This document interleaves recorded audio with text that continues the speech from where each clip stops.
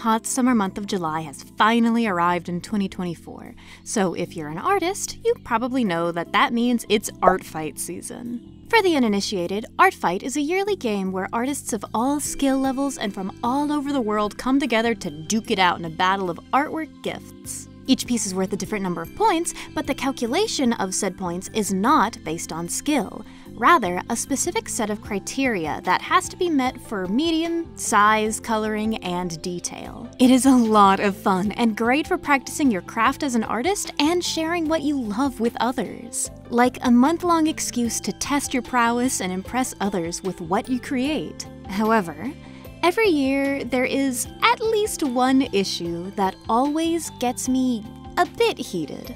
It's not usually the majority of voices in the game, but this year especially, it seems to be a rather vocal minority bringing it up.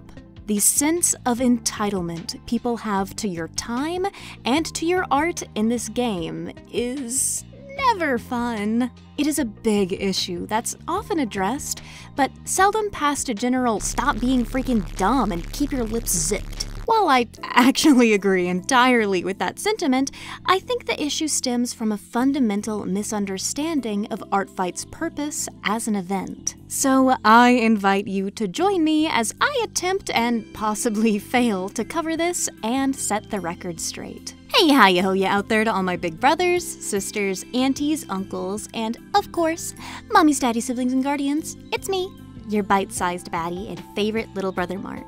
As stated earlier, ArtFight is a yearly art gifting game dedicated to celebrating your fellow artists and their characters that runs throughout the entire month of July. To quote the ArtFight website, during the event, users can register on the site to join in. Each year, participants are split into 2 themed teams to which they are assigned randomly. Players attack people of the opposing team by making art of original characters you choose belonging to members of the other team. You are free to use almost any visual art form. As an aside, I've seen some amazing attacks this year in the form of plush keychains by TikTok user Dragon Pixies. It's always fun seeing people step outside the digital art medium for ArtFight and branch into the lesser utilized 3D models, crafts, and even animation attack types. Back to the rules though, the artist that receives the attack can then counter the attack by drawing the character belonging to a person who attacked them, or pay it forward by attacking a different person on the other team. At the end of the month, the team with the greater score wins. Seems simple enough. The first ever ArtFight was hosted by user Blanket in 2007 on a web forum. In 2013, the first ever dedicated website was made for the game and hosted by Chronic Artist, but due to life events getting in the way, she was unable to continue maintaining and hosting the site. In turn, the game went back to being hosted on a different web forum by user Takaya in 2015, until the inception of the game's current website and home, artfight.net, in 2016. Last year, in 2023, the ownership of the game was then shared further between users Axel, Classic Turtle, and Rainy. The winning team of the game doesn't get a massive prize or any monetary gain, but instead, the bragging rights of having created and given more art than the other team. There's no consequences or even real incentive, just good old-fashioned community and sharing in our passions as artists. I first participated in ArtFight in 2018 for Team T on an account that I no longer have access to. I saw people posting their entries from the prior year and thought it was such an incredible idea. In truth, I did join with the desire to be attacked, but soon found it was much more fun to scroll through the characters list and see how I could min-max my pieces to earn the most points with the least effort. You know, not giving crappy quality art, but discovering how I could pose bodies to fit a full-body figure into a frame without it being too complex, or finding the cutest yet simplest looking characters to add far too many details to. It turned out to be a great way to improve my skills in a short period of time, and an amazing excuse to try drawing new things I would have never thought to draw unprompted. There was less pressure in ArtFight than even a normal art trade. Nobody is expecting me to draw for them, so even if a new technique I try out doesn't work out the best, the fact that I still made something for them is all that matters. Just It's a great way to share your work and get better at drawing with little to no stress. That is not how everyone sees the game, however, and that, in my opinion, is a skill issue. As I said, ArtFight is not predominantly an art-receiving game. It's a game about giving artwork to others with no strings attached. The fact that so many people seem to not comprehend that or miss that fact entirely will, of course, lead to inevitable disappointment. The idea also seems to go hand in hand with the self-defeatist belief that if you don't have amazing art or characters, you won't get attacked. But that's simply not true. I and many others that I know love attacking artists with either less honed skills or simpler characters, just because it's fun to imagine what they would look like in our own styles. Many people feel that way, in fact. In truth, it's just luck of the draw and who sees or jives with your OC that determines whether or not they'll be drawn. So with that in mind, why is there an influx of, for lack of a better word, butthurt posting at the end of every ArtFight season? People, I believe, trick themselves into a sunken cost fallacy and burn themselves out over the art that they create. Asana.com defines that as our tendency to continue with an endeavor we've invested money, effort, or time into, even if the current cost outweighs the benefits. Though the benefit is always creating more artwork, leveling up your skills and drawing speed, and bringing a smile to another person's face with whatever you make, there seems to be a belief that if you make enough attacks, people will put in the same effort into you specifically. Then, when that doesn't happen, or if the person you attacked doesn't give an emphatic enough thank you comment, they grow resentful. Yeah, it would be nice if every attack had revenge, but it is not required, and it's actually an impossibility. Especially for the featured artists on the front page, there's simply not enough time in the month of July to make revenge art for every single attack that they get. Which means that, unfortunately, your efforts might never be reciprocated. There are ways to sort of increase the likelihood that you'll get attacked back by choosing someone who hasn't gotten any art yet that season, or who has very little attacks on their roster.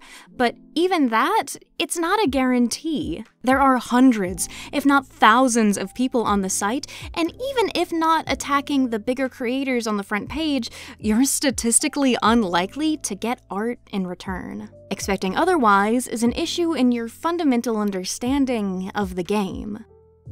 Which you just lost, by the way. If you only make something with the intent to get something in return, it's not gonna end well. See, I explained ArtFight to a member of the YouTube audience last year who knew nothing about it. They seemed excited and said they were going to join, but then they made a random picture of their story with a hint of my OC in it and called it an ArtFight, and continued nagging me to make something for them in return, sending messages in my Twitch chat and Discord DMs asking, when are you gonna make my ArtFight? When, for one thing, they weren't even signed up on the website, and for another, it was already past July, and for a final thing, no one's required to make something for you in return during ArtFight. Also, by the way, follow me on Twitch. That's just bad art etiquette in general, but is especially not what ArtFight is about. The sense of entitlement and feeling of being owed something just because you do something for someone else is an incredibly ugly thing. Understand that I would also be lying to say that I'm not sad if I get no attacks or revenge. It can feel like your characters aren't good enough to be drawn, or that a lack of attacks is in itself a reflection of your artwork being bad. That's really not the case. It just means that your OCs haven't been seen by the right people yet. And while it can sting, the goal of ArtFight is, again, to give art, and to hone your craft, and to spread the joy of creating something. It is much better to see ArtFight as a study or challenge to make nice art quickly than anything else. Though that does bring up a new breed of people I've seen this year more than any other time that I've participated in ArtFight, which are the players who act entitled to not only art, but to better art. Choosy beggars, I suppose. Those who get upset that someone sent them something that they consider to be bad art. Usually, they seem most upset about the point value assigned to these pieces, saying that what was created for them was not worth as many points as it got. While getting something you know is rushed can be a bit uncomfortable, that's rarely the case here. As I said, attack points are not based on the skill of an artist, but on criteria and a checklist. If you do a half body with clean line work and full shading, it doesn't matter if it's a fully rendered painting or a cartoon doodle. That art is still worth 49 points. The point system is a good way to avoid biases, in my opinion, and to be honest, is the only way the assessment of points in a game like that could happen without paying a full-time staff to rate hundreds of attacks on their own. Also, one could argue that it is encouraging to younger artists and those who are still learning. The choosy ArtFight beggars, however, seem to have never been told no, or been disciplined in their lives, and seeing someone else blow out their own metaphorical birthday candles at their birthday party upsets them. Why would you be upset about getting something with a bit of whack anatomy? Someone drew something for you as a gift. They likely don't even know you, but wanted to commemorate your OC by drawing them. That is, as the kids say, dope as hell. Of course, there's also the new issue of people getting on TikTok and e-begging for attacks, which is just a bit embarrassing in my opinion. To guilt trip random artists on your For You page by saying how sad you are while comparing your OCs to those of the people who've paid to keep the site running on the front page is just pretty wild to me. If it upsets you this much that in the first week of the game that nobody's attacked you, it may be that the game isn't the best for you or your mental health. If you can't stand seeing other people receiving art and staunchly refusing to attack anyone until you get attacked first, I hate to say it, but you're a bit of a Grinch. It must be noted, though, that a lot of these mistakes are being made by kids. Emotional regulation and disappointment management is difficult for some adults, so I know it can be bad for teens. If someone advertised ArtFight to them as a game where you get free art, of course they're gonna be upset when it doesn't come in. But that simply means that they need to curb their expectations. Expect nothing. That way, it feels all the more amazing if you get something in return, and you don't feel bad if you don't. For all those negatives that I've discussed and the mismanagement allegations made at the end of last year's ArtFight that I did not, I still truly believe that ArtFight is an amazing experience. You can meet so many amazing artists and even make friends through your attacks. Even better, seeing the quality of other people's art can motivate you to hone your craft even further. So, go on.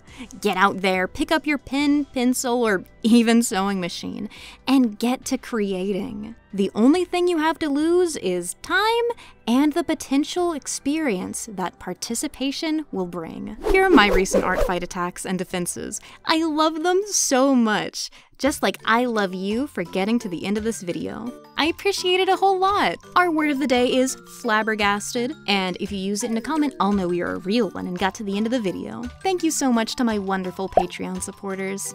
I couldn't make these videos without you guys, and I really appreciate the support. At our brother, sibling, sister tier, we have Viri, Miss Mercuriel, Minnow, and Ash Valentine. At our mommies, daddies, and guardians tier, we have Kirya Makoto, Kai, and Mary. And at our gods, goddesses, and deities tier, we have gods and punks. Like the video if you liked it, subscribe, I'd really appreciate it, and it helps out the channel a whole lot. And I hope you have a scrabdangulous day. Bye-bye!